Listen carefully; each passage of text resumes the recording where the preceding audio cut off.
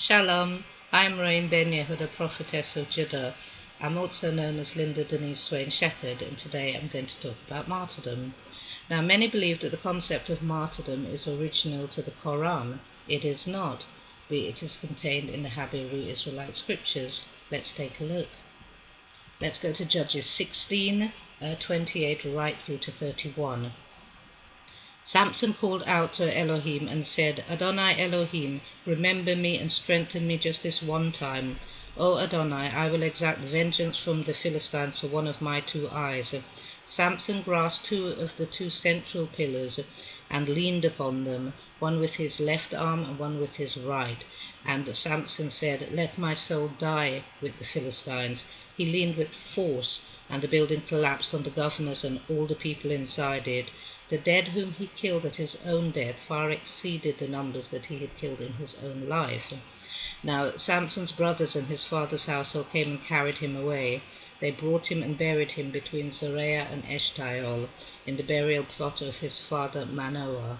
He had judged Israel for 20 years.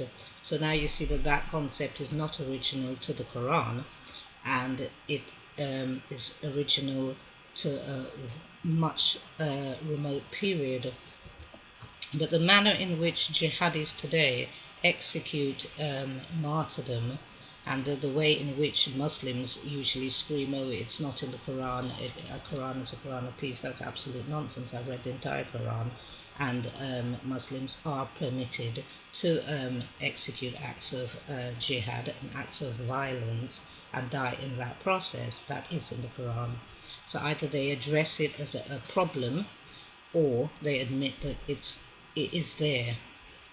But in my view, the manner in which the jihadis are executing this particular concept is extremely evil and wicked, principally and primarily because they are killing more Muslim people than anyone else, men, women and children. That can never be right, and they don't seem to take any care either.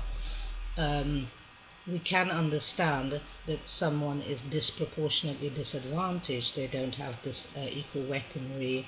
They're not being engaged on a battlefield as in former days. You literally have drones in the sky raining bombs down on them, and they would have to become more inventive if they're to win the battle. But they also have to take care of the people that are being destroyed in that process. And in some cases up to 1,000 Muslims will die during that process, and in many cases not even one soldier from a foreign army.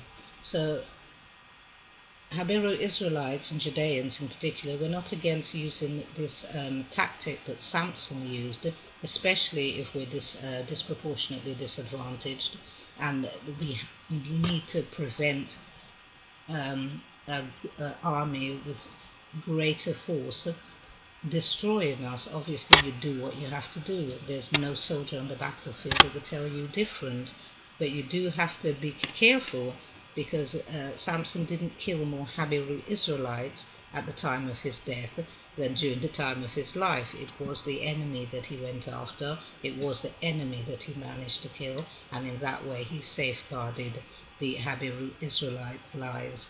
And that has got to be a primary consideration for anyone undertaking these type of activities. That's the Judean position. Shalom.